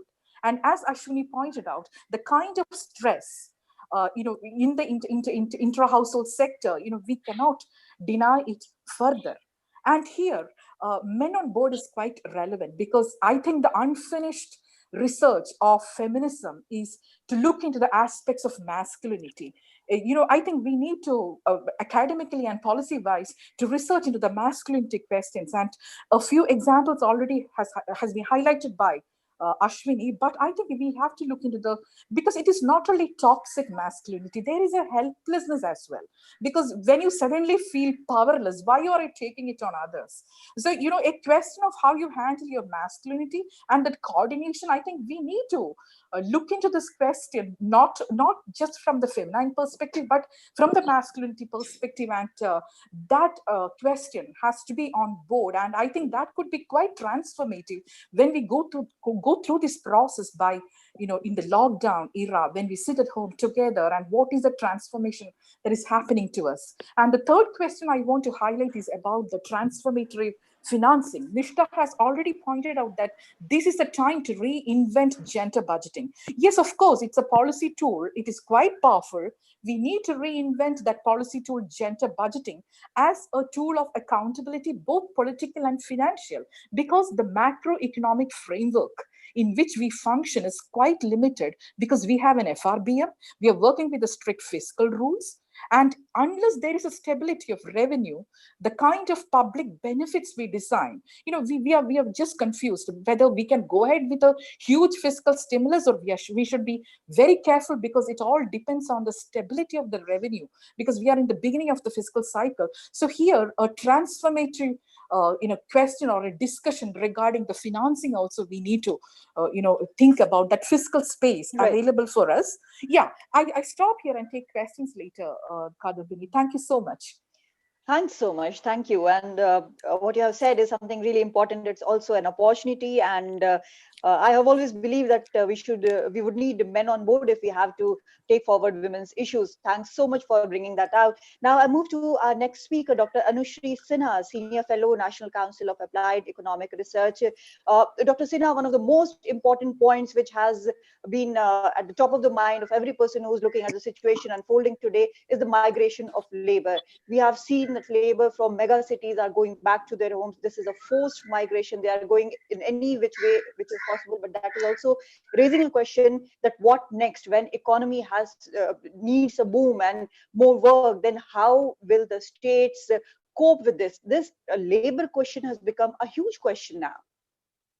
Yeah, thank you, Kadambini, and thank you, FICCI, for inviting me for this very interesting and very useful and timely discussion. I'd just like to correct one thing. I'm now called professor.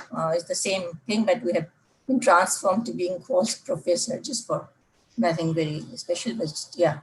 Okay, thank you for the question as well, Kadambini. But at the same time, I think I would like to go a little bit in the direction of the entire discussion that was taking place and the way I had been thinking over these issues of women, work and economy, and migration also part of that. If we think of women-related empowerment issues and equality issues, we do have to think of SDG, because that's one platform which we have been trying, the world has been trying to achieve gender equality and empowerment of women and girls. So if we look at that, and there's been a concern already raised by the UN representative that we might be going back rather than going forward towards 2030 on achieving the gender goals SDG 5. So taking that on board, the concerns are where the vulnerability of women are, in which segments, which sections, and which parts. And everybody has spoken that is in every part. There had been some positive aspects coming up in terms of maybe anecdotal evidences, but I think there's no concrete evidence that there would be something very positive happening to women's empowerment and equality aspects when we go forward with this new normal. In fact, the new normal might be quite drastically adverse for women, given some of the points I'll be talking about now. Now, in entire time of I've been working with informality, gender, and vulnerability of women, I have been also looking at various sets of data. I'd just like to share one, which is very important, has been raised by earlier speakers, but I'd like to put it in terms of some numbers. This is this attending to domestic duties only. You know, there are which may be called care work, which may be called other kind of work. But if you look at that aspect, in some of this data I looked at earlier is drastically different for men and women. So men coming close to that would be very difficult, because now if you look at work, women and the kind of other works they do, it's about 99%. If you look at the work, care work, out of that care work, about 99 or nearly 99% is contributed by women. It's only 1 or let's say 2% that men are contributing in various ways. Now, if that go forward, how much can it go? Let's say 95. So that's one aspect we have to look at very carefully, that we're learning lessons from this pandemic on a positive way, maybe very rare, maybe in a very segmented positions and segments and layers that learning is happening. But mostly what is happening to the maximum of the women workers who are vulnerable, poor, and informal are domestic violence. That has been accepted. We also work on this area a little bit. And there is huge amount of domestic violence going on because of this proximity that they have to work together, because of this irritation that men have if they cannot come out. And you saw how the liquor shops were being mobbed when the liquor shops open up, the frustrations and things like that. And what do they do after drinking anyway? That's anybody's guess. Now, the thing is that women are contributing by doing their domestic duties as well as their outside work. Yeah. Sorry. Okay. So basically, if I say of unpaid care work, this is a precondition. We should realize that unpaid care work is also instrumental to economic work, and that has been accepted, but not really in a mainstream way. I'm very happy Lekhaji is here. Sorry, Lekhi is here. So she can, and she has been thinking on these issues, but she can really take it forward to the policy making platform, that anything to do with economic growth, development, and productivity has to deal with people coming to work. And people come to work, it's because of the unpaid care work that has been carried out by women. This is a precondition of supplying labor for commodity production. And that has to be really accepted. Unless that is done, and if you do that, that is the only way that you can go forward. Now, of course, there's an issue that women are also very good in some of this outside work, and that you have to give them that freedom of doing the outside work as well. So there has to be a balance between sharing of care work. That's one thing. But at the same time, accepting that precondition of labor in the market is because of the care that's happening at home. And sorry, I'm going in this direction, but you see pandemics are really causing more stress to the care work because of the ill, because of many things that the governments are now saying is, if you're not really very sick, if you're not really having this particular kind of symptoms or whatever, then you can just take care at home and be, quarantine yourself. But even if you're doing so, and you also saw the advertisement where it was shown that the man was, quarantine and staying somewhere in a separate room. And what was the woman doing? Providing everything that the man wanted, right? I mean, food, everything with all kinds of precautions. So these are extra activities that the women have to do now, because you have to be quarantined and many people are at home, and these women have to take care of this. And this is a part of their psyche as well, that one has to do that. But then one has to realize that it's not only the woman symbol. Why even in an advertisement it's showing that the woman is doing it? That could be another man, another brother, right. Somebody else doing that, right? So this is the thing, because the woman is cooking as well as serving and doing every other thing. Okay, that's one aspect. Sorry, I detoured into this because I really wanted to show the numbers. It's really very, very large differences between care work provided by men and women. Now, in terms of migration, it's of course very critical as of now. And we've always seen that in migration, the urban migration is interesting. I've done a study on migration actually, with the only data that had come out in NSS. So a little bit dated, 2007-8 too. But what we saw was that women migrants are the poorest, and they were also the highest in terms of urban migration of women were highest, because they did not only migrate due to work, they migrated due to marriage and many of these other, and with family, etc. So they went because of non-economic activities as well. But when they came to a city, they had to participate in the family income by contributing through very marginalized, vulnerable jobs. Okay, and that's one thing. So they had to work as domestic help or some other factory work at a very low level of activity. And they especially resided at urban slums when they came to the urban sector. Now, when one resides in urban slum, one has to consider the climatic changes, and one has seen the positive impact of climate change or degradation being lessened due to this lockdown, but that would not continue. What might happen is an explosion of all these pollutants and things like that happening. And a major point where these things generate, they're near nalas, drainage, open sewage, open latrines, and things like that. So women have to remain on those urban slums more than men, because men go out for work. So the migrant women who come and have to go out and do their domestic, household maid jobs as well, have to come back within a period of time, let's say 2 p.m. or sometime, and they have to then look after all the family care and be in that urban slum, which is the most degraded of environmental pollution positions in our urban area. So we have to then think, as somebody had said earlier, that targeted way of reaching women is very important. You can't do a general kind of a thing that, okay, there's a pandemic, and everybody get 500 rupees. So one has to really think of the various kind of roles that women have. And just one point, Kadambini, on terms of sectors that are opening up, there are this key agricultural and agriculture-related sectors that might be opening up. And a lot of women are there as well. As you know, 99% of women working are in agriculture, but they are very much less paid. So their wage differences even in agriculture is nearly about 59% or so. I've done a wage gap. So even, I mean, overall India. So I'm just saying that one has to then think of that if you're doing opening up for agriculture, one has to really think how are the women and men paid. I mean, in the sense that their differences should be lessened. So these are the very points that I wanted to raise today, because sectoral aspects are also very important. Thank you. Very pertinent points. Thanks so much, Dr. Anushree Sinha. And now we have some time for question and answers. And I would request all those who are watching this discussion to send in their questions, and also, if possible, whom you want that question to be addressed to. So one of the first questions which we have got here is from Aditi Chaturvedi, and she wants to know that given that women are mostly managing household responsibility as well, what will be your advice to them seeing the growing increase in taxes, like in diesel or petrol prices hiked? So how should they be handling it?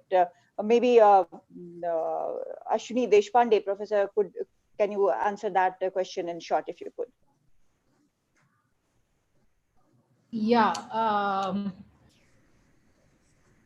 The question is about how women will tackle growing taxes. Right, right. I don't understand it fully. Could you explain it a little bit? The thing is, mostly women are managing household responsibilities now, and many might be losing jobs. As we see, the discrimination is quite rampant as far as men women are compared in the jobs. So how will women go through this time given the increase in taxes? No, so that's an issue of economic vulnerability. Right. I don't think it's a gendered question in that sense. I mean, many people are losing jobs. Loss of livelihoods, as the previous speakers pointed out, it's a very important consequence of the lockdowns, right? And so in terms of, it's not just the tax-paying population is only the top segments of our population. The poorest workers, the informal workers who are losing their jobs, for them paying tax is not an issue. For them, surviving is an issue, right? And that burden of survival and having to make ends meet affects everybody. For women, the pressure can be doubled because they also have to indulge in care work. But I would say that I think when we talk about tax burdens, it's about a certain segment of the middle class, right? And if they lose their jobs, then of course the whole family has to worry about it, right? But I think that we need to step back a little bit and realize that middle class women make up only a small part of the workforce, and economic vulnerability is the main point. I think Mrs. Suri made that point earlier, Mrs. Puri made that point earlier. These points were, so I think that's what we need to be focusing on. Can I say something, Kadambini? Yeah, sure, please. No, in terms of tax, I think we might even look at the indirect tax. And what might be behind the question is that the prices of certain things like even food and vegetables might be going up because of all kind of taxation on diesel and indirect impacts on food articles.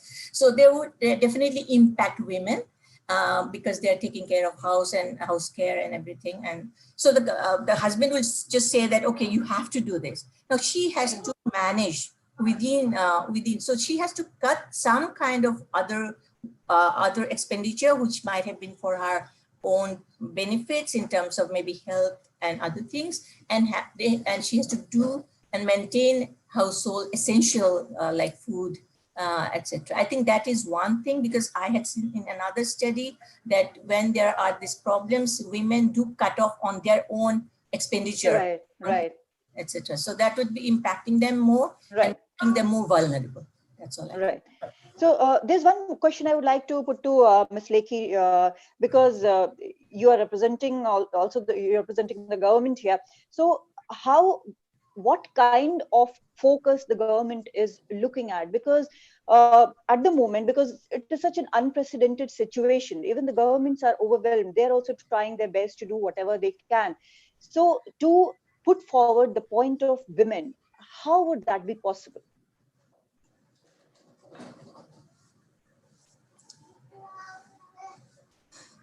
Ma'am, you'll have to unmute yourself.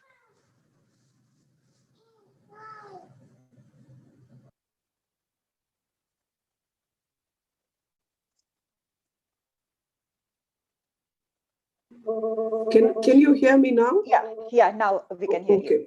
So I think there are two ways of looking at the situation, that we are talking of a welfare state, which is supposed to give stimulus to micro and small scale industry. It is a welfare state which has to take care of the old and invalid. It has to take care of all the vulnerable sections. It has to take care of women. It has to provide employment. It has to provide education, health, so on and so forth. How is that possible without taxation? From where are the resources going to be generated? So there has to be a balancing act, and the balancing act is resource generation and taking care of health. Now, so I am not a moral guide to anyone, but I personally feel as a woman, the cost of liquor consumption is very high on society. So on some people can go on consuming alcohol and say, we've arrived and we have achieved, and why are there moral qualms about consumption of alcohol? But on the other side, the impact on women and children specifically is pretty high, because those are the vulnerable section. And I was looking at the queues and I saw the kind of people who were queuing up. Now, their very families are queuing up for rations, and their very families are asking for rations. So where does the state strike a balance? I mean, according to me, whatever is given as ration is going down the drain once you open the liquor shops, because with opening of liquor shops, all that money which should have resulted in welfare of family is going down the drain. But I guess 70% taxation becomes more important for some, and family well-being less, and that's their act of balancing. But the government needs to take it forward and include women. And I think government has done pretty well in terms of all the previous schemes which were running, welfare schemes. They were running in the name of women. So if you give a house to a family under Pradhan Mantri Awas Yojana, that is given in the woman's name and not in the husband's. Right. If you're giving, say, Jandan account is getting some 500 odd rupees or whatever money, is going in the woman's account and not in the man's account, knowing very well that it is going to be consumed by liquor and other things and not for the family welfare. So whenever welfare activities are required to be met with, so I would say even healthcare, etc., most have to be women-centric. Welfare activities necessarily have to be women-centric. And that's what government has been working previously. And I'm sure they'll continue with the emphasis on the women-centric approach. And women-led development, as we normally say, is for everyone to see. And I'm sure in other aspects also, you will see that forward. But one aspect on two clarifications I thought from the previous conversations I would like to give. One was usage of nicotine. I'm not a person who favors smoking, but the scientific research is different. And the scientific research is the use of nicotine is actually somewhere prohibiting the impact of corona. I just wanted to put it on record. And some hospitals have even tried putting nicotine patches on some very vulnerable people on ventilators, etc. So nicotine probably is acting like an inhibitor. Now, I'm not suggesting anyone needs to consume or anyone needs to start smoking. No, but excess chromosome theory sounds better, because women have two sets of X chromosomes. So probably some mutation on Y chromosome is making them more vulnerable, like many other diseases. There are several other genetically inherited diseases which happen because of Y chromosome. So maybe that scientific data works better.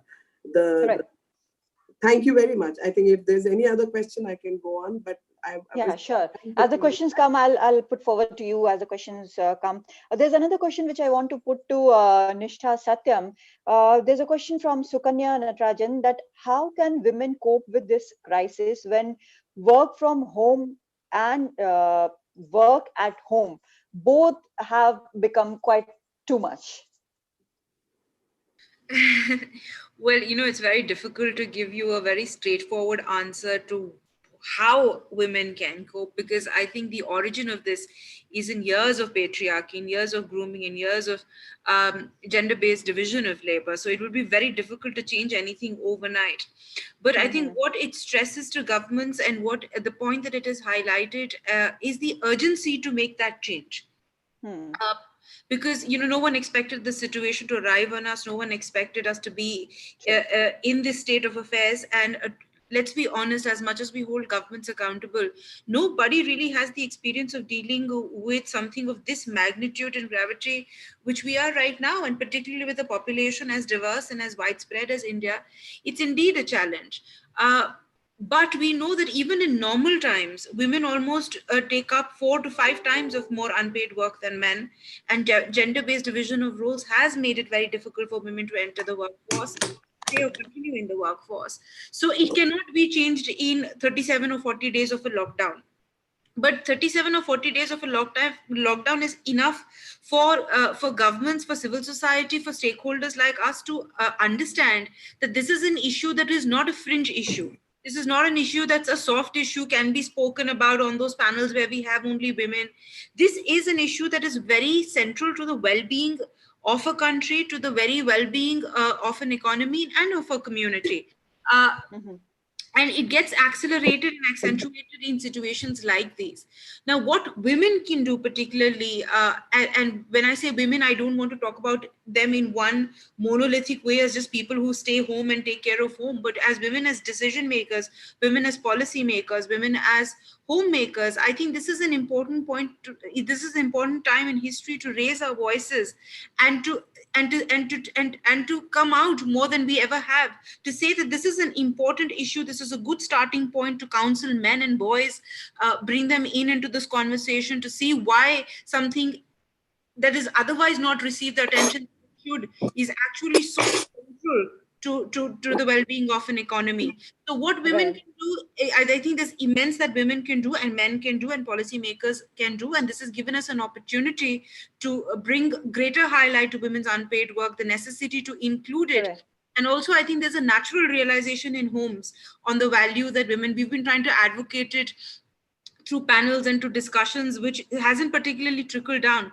But now with everybody being locked in, there's also a natural understanding in homes of the kind of value that women bring and the kind of work, emotional burden that it creates on people, because men are seeing it firsthand. So maybe this is a point of conviction in hearts and in minds, and we should be able to capitalize this and take this. I hope even the men remember what has been happening in these times of crisis, because once it's over, they might forget what was happening. They're not very well known for remembering anything, but but hope is a good thing and we must retain it. Yeah, right. Thanks so much. Thank you. One question which is coming from several people is about domestic violence. Ritika Sahani and Sushma Nair, both of them have asked that domestic violence is just going on and it has like increased in the lockdown. It has been discussed, but the steps to counter it, to handle it, have not been discussed. If any of our panelists would be interested in answering that.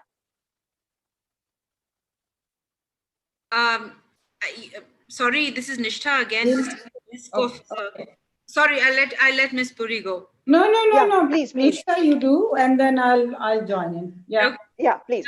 So almost at the risk of being overheard and be over speaking, this is almost, you study any pandemic and you see that it's a reiteration of why all our conversation on gender equality is a necessary conversation, because the moment we have a crisis, women are pushed to the margins.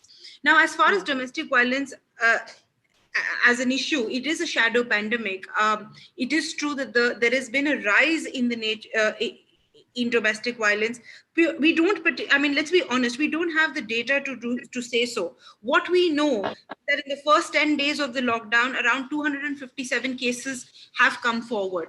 What we also know, which is probably a matter of greater attention, is about 113 of those cases have not come through a phone call, which would otherwise be the nature of registering a complaint, have come online, which also means that this very, home as a safe space for everybody is a very questionable idea. It's a very questionable statement, because we know that women in that household have not even had the space to go ahead and make that call because of the kind of retaliation that they hope. So therefore, the nature of reporting has actually changed from a phone call to an online message.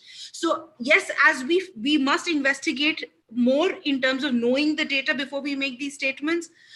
We also know that there has been a 40% surge across the globe. It is not India only in isolation. It's almost a global phenomenon. It's not just happening in our country, it's world over where women are living at the margin. So India is no isolation. At the same time, we have seen a number of cases and the nature of reporting has changed. So what must absolutely change is the nature of response. I think the National Commission of Women has done a courageous job of putting that data out.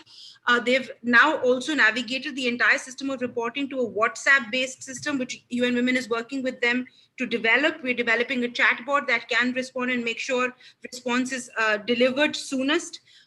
But yes, this is a matter of policy concern that we must have an essential package of services for response, which India does. And also, in these cases, we must be very, very careful in how we tackle the issue of domestic violence, particularly state response and civil society response, because you cannot get the woman out of that space. So retaliation can come in very many ways. So we have to look at the unintended impact of what we do if we really care about our women. So it's a very, very sensitive topic that very sensitive, very rightly put. And Ambassador Puri, you would want to add something. No, I just wanted to, of course, that was a very full answer, but I would like to emphasize that whether it is during the lockdown period, but also after that, the concept of gender-based violence-related services should be treated as essential services. That must be in place in spite of whatever other emergencies that may be there. So I think that is something, including shelters. And this is also, what Nishta mentioned about how, this is sensitive at a time when everybody is at home and the victim has, there is a possibility of retaliation. But if I may just take this, opportunity to make 3 other points. One is this whole issue of gender analysis and sex disaggregated data and gender perspectives, and whether it is about dealing with the COVID crisis or what we called in disaster and risk reduction and resilience building, what we call the multi-hazard assessment of gender-based, gender-responsive multi-hazard assessment. I think this is something very important for governments to do, but all stakeholders to do. The third is, young women and girls perspective, as well as the elderly perspective, because I think we also need to have these specific perspectives included. And I know that many others have mentioned those of vulnerable groups such as the disabled, migrants, refugees, because they face compounded economic, social, and violence impacts. So I think that is a lens that is very important as part of the gender lens. So I thought I should mention all of these. And of course, post and prenatal health services and family welfare and contraceptives access.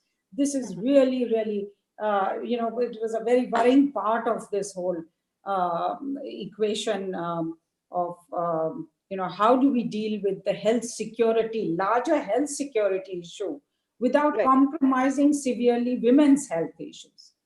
Okay, thanks so much, ma'am. Thanks so much. One question I would want to put to Ms. Harjinder Kaur Talwar, it is from Dr. Anushri Sinha, that even formal sectors would now want to contract out more work and create more vulnerable workers, especially women. That is really a big worry, I'm quite sure. Ms. Talwar, if you could answer that, will it work for women or it goes against all the workers?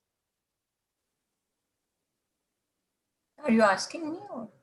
Right, Ms. Harjinder Kaur Talwar. Yeah. So no, definitely. I mean, whenever there is a crisis, Whenever there is a crisis, financial crisis, the sectors would like to trim themselves to become more cost effective.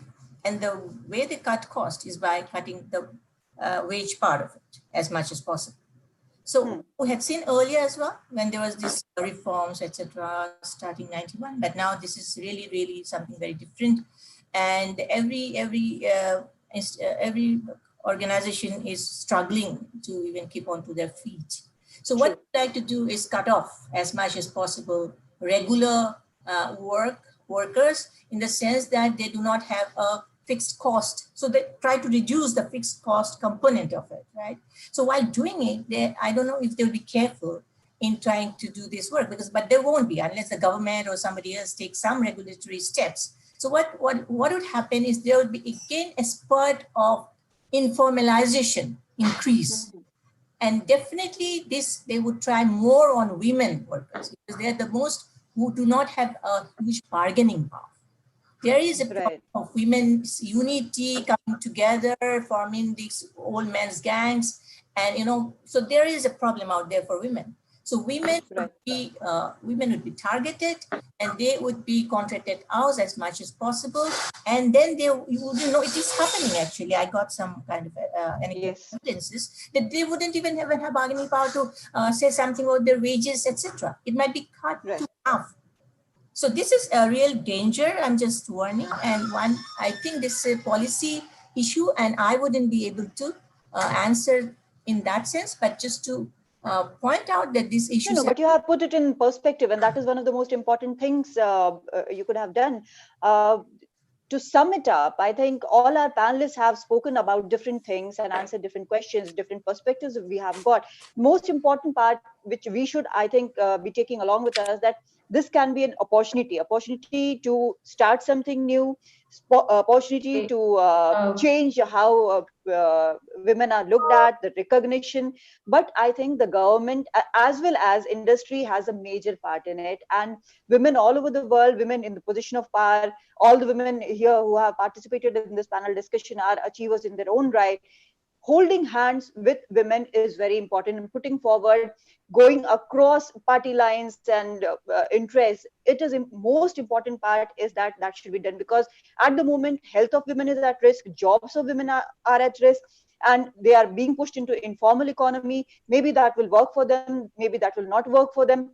And the domestic violence issue, which has increased like anything in this scenario. After that, after this pandemic is over, what steps are taken during this pandemic, after this pandemic, how much focus is on the woman is the main thing which will decide how women will come out of this pandemic stronger or worse off. That is what the governments have to see. That is what the industry has to see. I thank all the panelists so much for joining us. Being with you has been a learning experience. Thanks so much. And now I hand over the floor to Ms. Romina and Ms. Simran for vote of thanks. Thank you, Kadam.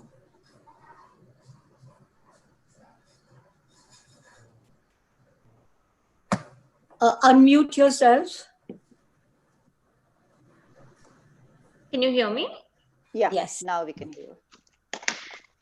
Dear esteemed guests, honorable delegates, distinguished speakers and advisors, and all the super women and Powerpuff Girls out there. We've all heard some wonderful and visionary views followed by deliberations, and trust me, what Benjamin Disraeli said will hold true for eternity. And he said, "You can tell the strength of the nation by the women behind its men." Soon the time will come when the strength of the nation will be gauged by the women of a nation, period.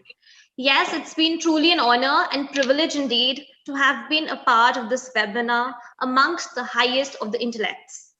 On behalf of the India office of Konrad Adenauer Stiftung, I would like to thank FICCI for the co-conceptualization and organization of the second dialogue of the New Normal series. I would like to express my heartfelt gratitude to the eminent speakers for their inspiring inputs and suggestions. The interactions were not only insightful and interesting, but gave enough food for thought and intellectual stimulus. It was great to experience the enthusiasm and determination even in this current and unprecedented situation. The COVID-19 crisis has undoubtedly geopolitical and geoeconomic ramifications worldwide. But today we have heard how the societies will get affected, and therein lies the role of women. Countries all over the world prioritize governance and developmental measures that seek to enhance gender parity and equality. However, in many spheres, women are still working assiduously to catch up. There are indeed challenges that perpetuate gender inequality, but women, even in these times, are not only the backbone of the family, but an important pillar of the society. I think we all understand we want change. During this session, you've articulated the changes you want to see. So act. My key takeaways from this session would be strive for excellence, seek new vistas, find noble goals, and never dwell on challenges that come your way. I think I would like to take this opportunity to point out that the women at KAS, Konrad Adenauer Stiftung, KAS, when they say kann alles sein, you see that on your screen. That's a German word, kann alles sein. They mean and believe everything can happen, or perhaps they will make everything happen. Do not forget what Margaret Thatcher said.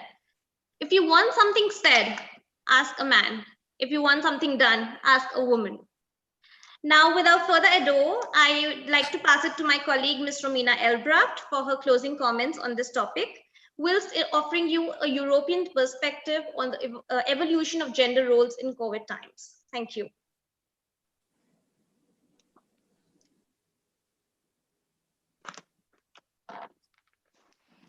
Dear esteemed guests, honorable delegates, dear feminists, and hopefully dear soon-to-be feminists after this webinar. After my colleague Simran already said, it is indeed an honor and a privilege alike to have been able to be participating in this webinar with all of your valuable insights on how to tackle the current challenges on the much fought for gender equality. When it comes to equality, the corona crisis, not only in India, and everyday restrictions coming with it, jeopardize the progress made in recent years, also according to German female scientists. They fear that the aforementioned gender equation will be the hardest hit by the pandemic. And it doesn't also stop at women who are supposedly very successful at their work. When resources and work become scarce, girls tend to lose their place in schools and women tend to lose their jobs and their incomes. Anyone who thinks that this is only applicable for developing societies should be reminded of what happened last week in Germany, where many families and parents of young children experienced literally a shock moment. The federal government announced that daycare centers will be continued closed for a long time, meaning until possibly August or September, saying that childcare work should continue to be done from home and free of cost, mainly by full-time or part-time employed women, because even in 2020, this work will still be mainly carried out by the mothers.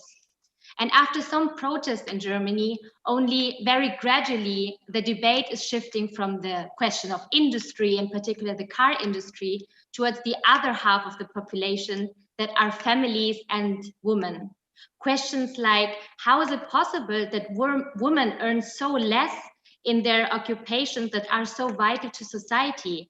Or what damage occurs if you are permanently exposed to childcare, full-time employment and homeschooling are only gradually becoming visible. An instant loan or short-time allowances would be of little use to German mothers, as those measures don't get to the very roots of the problem. Nonetheless, the pandemic, as you've already pointed out, offers us one opportunity. It reveals also in Germany what was previously ignored for decades. It is now obvious to everyone that women in particular are providing unpaid care work at home constantly. This is one reality in Germany that needs to be tackled by decision makers first.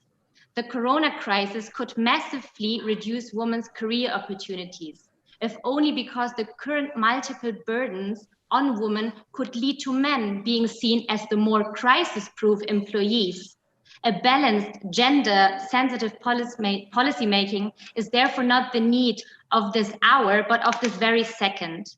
And while the discussion in the recent weeks has been more about restarting industry or commerce, which are of course very vital components for the German economy, it is indeed also necessary to put the debate about the situation in families and the opening up of childcare facilities in the center of public attention. Also because the extent of the risk of infection there is controversial among virologists, and restrictions on educational institutions and care facilities could still exist for a long time to come. For example, various countries in Scandinavia have already opened up their childcare facilities as one of the very first steps towards easing the restrictions. But it is also important that career opportunities should not only depend on support and support offers. We have to get to the roots of gender equality, that are fixed gender roles. However, even in Corona times, these gender roles will be difficult to crack. Ladies and gentlemen, Germany has done comparatively well amidst the COVID-19 crisis, based on 3 pillars: a robust public healthcare system, fast tracking, and trust in the government.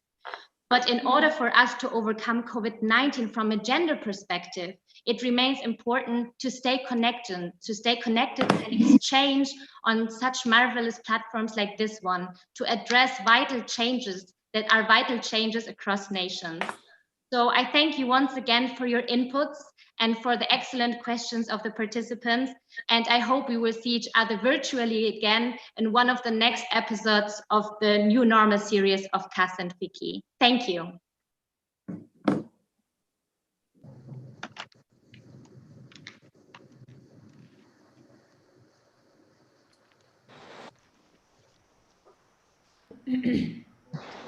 Thank you. That's the end of the session. Thank you very much. Namaskar. Namaskar. Thank you very much, everyone. Thank you. Thank you, ma'am. Thank you very much. Thank you, ma'am. Everybody. Thank you. Thank you all. Thank you so much. Thank you all.